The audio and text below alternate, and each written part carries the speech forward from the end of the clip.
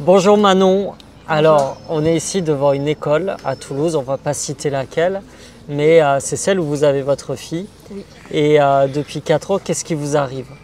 Depuis 4 ans, donc je paye intégralement les factures de la cantine et du CLAE, alors que sur le jugement, il est bien spécifié que le père l'a 2 jours, tous les 15 jours sur la période de la semaine, donc le jeudi, vendredi.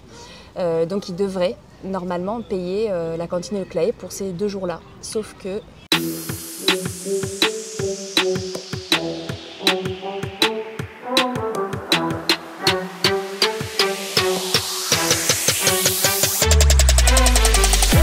Parce que vous êtes divorcé, pour expliquer, oui. vous êtes divorcé.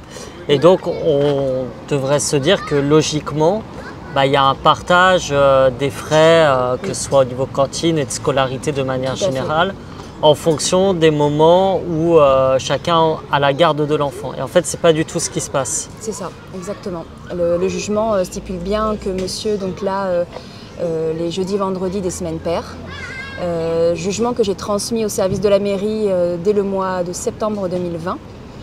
Et j'ai réussi à savoir seulement cette année qu'en fait, ce jugement ne peut pas être pris en compte parce que soit c'est une garde alternée avec un document signé des 2 parents comme quoi ils sont d'accord pour avoir une facture une semaine sur 2, soit c'est à la garde exclusive du parent et donc le parent paye l'intégralité.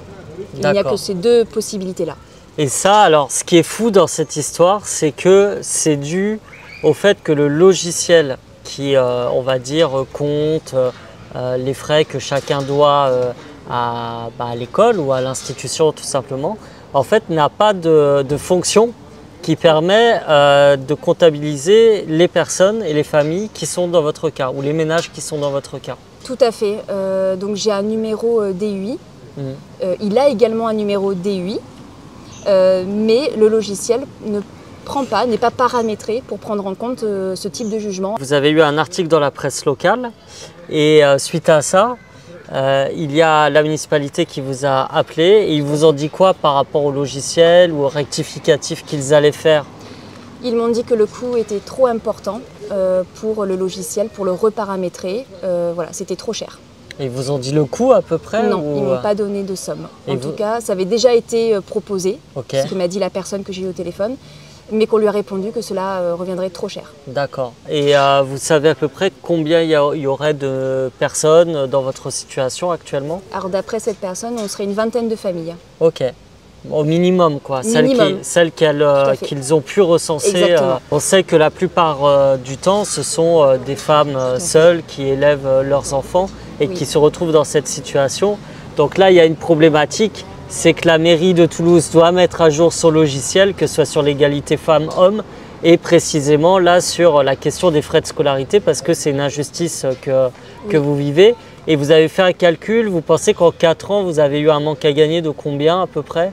Alors le calcul qui a été fait rapidement, c'est aux alentours de 1 000 € sur les 4 dernières années, donc après plus ou moins en fonction des mois et des jours de vacances bien sûr, ce qui est quand même non négligeable quand il y a tout le reste aussi à payer. Oui, bien sûr. Alors nous, ce qu'on va faire, on va écrire au maire de Toulouse, M. Moudinck, mais si vous êtes dans des communes où soit il y a des logiciels qui fonctionnent bien et qui prennent en compte ce genre de cas, tout simplement, des logiciels modernes entre guillemets, dites-le nous. Et si au contraire vous êtes dans des communes où il y a le même type de problème, pareil, n'hésitez pas à nous le faire remonter et on verra avec les collègues députés qui sont dans le secteur pour essayer de faire bouger les choses.